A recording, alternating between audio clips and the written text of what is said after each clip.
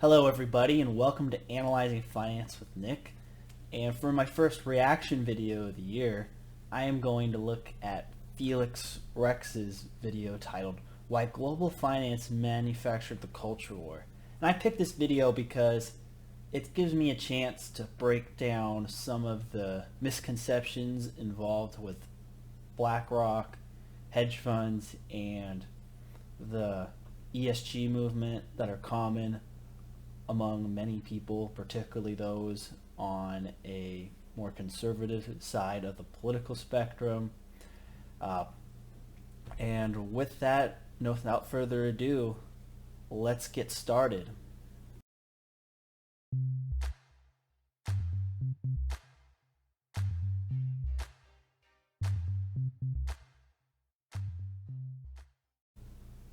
The first 5 minutes of this video is really just a summary of how you see companies adopting more woke advertising and messaging in their public relations, mainly because you have a newer generation of millennials who tends to purchase more with their conscience. And there's been a lot of negative backlash both on social media and marketing surveys showing that people are less likely to buy from a company that pushes what is considered a mean-spirited or offensive stereotypes. That really has nothing to do with finance or what I want to talk about more broadly on this video, but the one thing I thought that was interesting is that going woke is not necessarily a bad business strategy, or at least it's not perceived to be as bad of a business strategy if you are a company in the right demographics.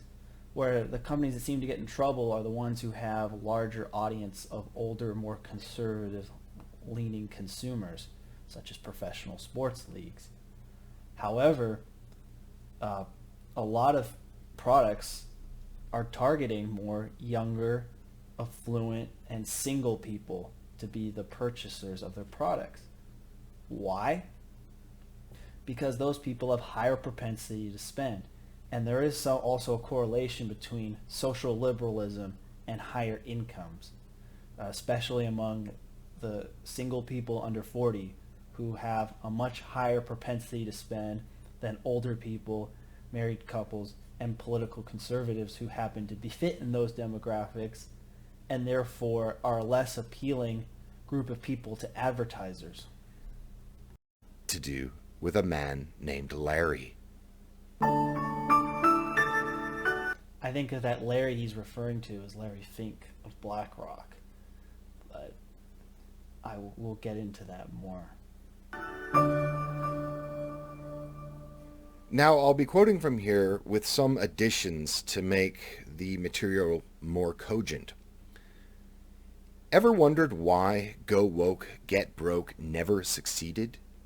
Why seemingly companies have been introducing toxic cultures and destroying their productivity and products? Was it just to target the leftist consumers? Well, that makes no sense, as they are alienating a large portion of the market in favor of a very small portion. So when, as I said before, it does make sense because the people of a higher propensity to spend are on that side of the aisle, whereas conservative people, again, are more likely to save, or if they are spenders, already have their trusted brands and have made up their minds on what they're going to purchase. They're not as impressionable. So it's not as black and white as Felix reads it out to be. when you look at these questions, you'd be right to think that none of this makes any sense, and it doesn't until you meet a man named Larry Fink. Now, Larry, you see, has been a very, very busy boy over the last decade or two and has created one of the largest hedge funds in existence. I wouldn't really call BlackRock a hedge fund. I mean, I think a lot of people who aren't in finance would just think that anybody who has a sizable amount of assets under management is a hedge fund. Well, no, BlackRock is a more traditional asset manager. They got started really as a big mutual fund, but what really has gotten their rise to power has been them getting into the ETF game. In 2008, they made one of probably the most impactful and smartest acquisitions in the history of finance by acquiring Barclays ETF business, Barclays Global Investors. And with that acquisition, BlackRock became the dominant player in ETFs. And with the market trending towards passive investing, ETFs have replaced mutual funds as the dominant form of investment for retail investors. And so where I think somebody like Fink has too much power, which I think that he's making a good point on that, and BlackRock in general, is that since they do own a large chunk of all the major ETFs, it's them, Vanguard, State Street, and a few other major firms, these people therefore indirectly own large chunks of the companies, or at least proxies for the people who trade their ETFs, have large chunks of voting rights and influence on these companies, and they can use their activism to push a certain agenda even if it doesn't make business sense. BlackRock. And our story here starts in 2008 during the housing bubble crash and financial crisis. And what's more is that BlackRock now is effectively part of the financial system, to the point where Bloomberg even called BlackRock the fourth branch of the government. Yeah, I would say that's correct. They are essentially a systematic institution that if they went down, it would sink the financial economy. They have such a big piece of the ETF market, which means they have large shares of basically everything. If BlackRock really had insolvency risk, they would be forced sellers of a lot of bonds and a lot of stocks and probably cause a crash. So yeah, I agree. They're systematic. They're one of the too big to fails now, and that's, I don't think necessarily a good thing. I don't really think any company should be too big to fail, but the way that our financial system is constructed, I would put Vanguard and BlackRock now in the sci-fi category along with a lot of the big banks. Now, with all of that behind us, you may be wondering, what does this have to do with wokeism? As it just sounds like a rant about things most people already know. Well, you see, Larry Fink recently has become obsessed with something called ESG investing. And ESG investing stands for environmental, social, and corporate governance investing. In short, Larry Fink's investment philosophy is to reward companies that follow certain rules with his investment dollars. Now, these rules, for example, could be such as a CEO not taking a salary, or how much diversity and inclusion there is in a company. And from that premise, Larry would then throw around his $9.4 trillion to corporations with the highest ESG score. Yeah, the way he points out ESGs here is a little bit misleading in the fact that it's not like Larry Fink is sitting in some boardroom deciding, hey, I think this company's sufficiently woke, I'm going to allocate all of BlackRock's dollars to that. No. So what they're doing is they're creating specific funds, ETFs, that are ESG, and it's not just BlackRock. ESG has become a fad all across Wall Street. And based on all the ESG pitches that I've received, the part that's the most heavily emphasized is not the wokeism or the S part of ESG. It's the E, mainly, the green and environmental one. So like if a company has low carbon footprints, that people will want to put their money in, and they also use it as a reason not to buy oil companies, because oil companies obviously are not very friendly to the environment. So most of the ESG funds that I've seen out are very heavily in technology and very light, if not negative, exposure to energy. And that worked really well prior to 2021 when big tech was trending well and energy stocks were in the gutter with the post fracking shale bust. And so the momentum of that trade made ESG even more popular because you could say, oh, hey, look, ESG is outperforming. And so it kind of a spiral on itself. ESG, though, is not all bad. Like I know personally plenty of very smart and talented ESG focused fund managers. And the way that they use ESG is not really in the way that I think a lot of ESG funds unfortunately do, which is basically they virtue signal and pitch to younger affluent people who kind of buy into a lot of the woke stuff that Felix is not so happy about. Say like, look, you want to feel like you're a better person and be socially responsible, just buy this ESG fund because it ticks the boxes, and they use the virtue signaling as a sales tactic. And social responsible investing is not something that is new to the ESG phenomenon. It's just that instead of social responsibility based on religious sentiments or traditional definitions of socially responsible, such as cigarettes being and alcohol being bad things to invest in because they're not socially responsible, it's more now shifted towards for woke environmental green focused ethics, which is that's really, even though some of the ESG funds still have negative weights on things such as cigarettes and alcohol due to social damages, and there's even Christian focused ESG funds, believe it or not, out there. But the core of the ESG fund's sales pitch is mainly the environmental side, because that's the easiest to quantify. It's harder to quantify how sufficiently woke a company is. It's not like there's some algorithm at BlackRock or any of those firms that, oh, they used weird pronouns in their press release, let's put more money in them. There are some ETFs that, such as ticker symbol SHE, that will focus on companies where upper management is primarily composed of women. But beyond things like that, it's very hard to quantify the S side. So a lot of the ESG focus is on the environmental side and some lesser degree governance, which I think is actually the most valuable part of ESG. The way, if you want to look at ESG, that a smart ESG manager looks at it, and just full disclosure, I've never been an ESG manager, this is just my outside opinion on it, is it's ways to find fundamental variables that are not easy to find on a balance sheet or in analyzing macroeconomic data.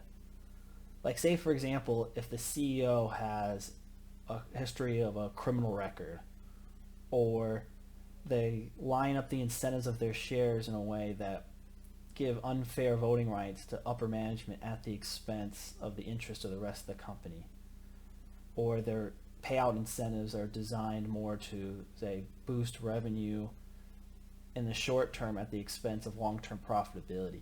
Those would be corporate governance errors.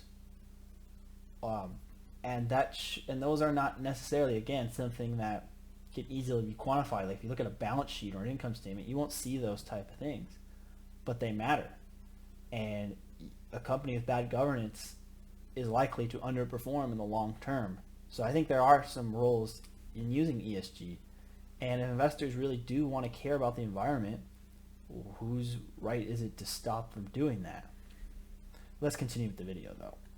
Which in turn is a proxy woke score. Now you might be thinking that, so what, a company can get investment dollars from elsewhere and it shouldn't be much of a problem and they shouldn't care if they don't have to. But you'd be wrong, as BlackRock's Aladdin service is used by practically every major investment institution and fund.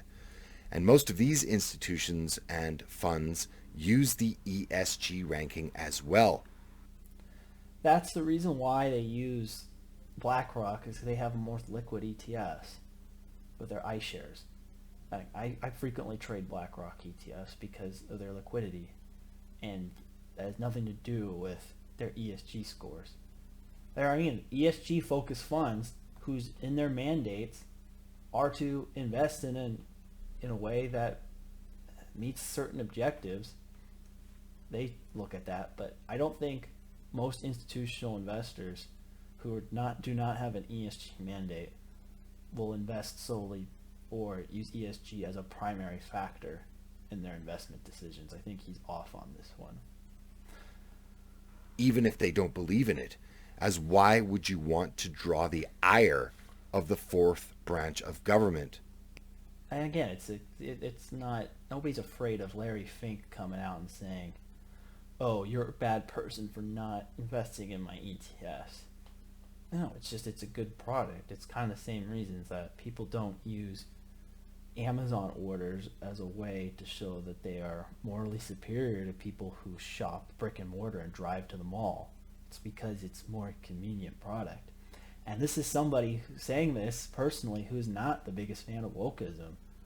But I think that he's putting a motive there that is not necessarily factually correct. If you don't have to. So then, this has led to every single corporation having to increase their wokeness to get investment dollars. Otherwise, their ESG score will be too low, and they'll... I also think the other thing that you're not factoring here is employees and hiring people, which I think might actually even be bigger than the thing I said earlier about the consumer propensity to spend. A lot of the younger level corporate employees went to college in the woke era and therefore have these views, especially in technology companies. And if the companies do not adopt certain woke viewpoints, it will anger a lot of their workforce, and they may quit or strike or just have less morale. And I think this might be another variable here on why companies go woke. I think more than the ESG variable. I think the ESG variable incentivizes companies to be more green in their behavior. Otherwise, even if it's not economically practical to do so, or for companies that don't have a big carbon footprint, such as banks and technology companies, to advertise how green they are as a sales point. I think that's, if anything, the ESG behavior does. That's what it does. I think a lot of the woke thing, I think, has a mix to do with consumer patterns for the consumer-focused companies. Employees, again, you have corporate employees are people, the type of people who want to work at a big company or want to switch between big companies are more propensity to have those type of views, and or media scrutiny. Like it's not a coincidence that Occupy Wall Street died when corporations decided to shift the focus of the left away from, say, I don't know, record profits margins versus the labor share of income at corporations, and income inequality, and the growing gap between CEOs and workers and the rich and the poor, and other things that are not so nice about so-called woke corporations, and instead focusing on diversity and wokeism as a way to distract from real structural class conflict, which is a lot more dangerous and scary. If you can convince the political party that's historically against your existence to ally with you in social causes and forget about their historical class conflict with you, that's a good trade for the corporations. And I think people are forgetting that aspect of this. Will be effectively blocked out of the market.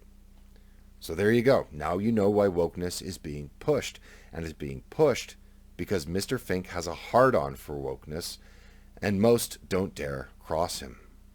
And if you'd like the too long, didn't listen version of this, Larry Fink has gained so much power that he is strong-arming the entire finance world to only invest in woke companies. Again, I mean, I think he's overestimating the power of Fink.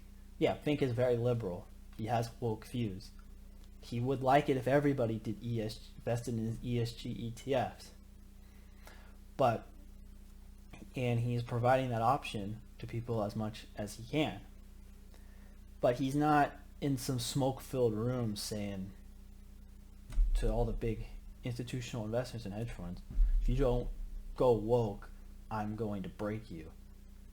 No. And I think that ESG, again, there are some flaws with it. I think the main flaw is it's how do you account for it? How does, like, if I'm somebody who actually is somebody who cares about a company that will better the environment and have good corporate governance, how do I quantify these things, for one, because there's no universal standard for that, and two, how can I tell if the ESG manager is just going to create a portfolio of virtue signaling versus actually, as I said before, using I call non-financial variables and non-economic variables to assess the quality of the company.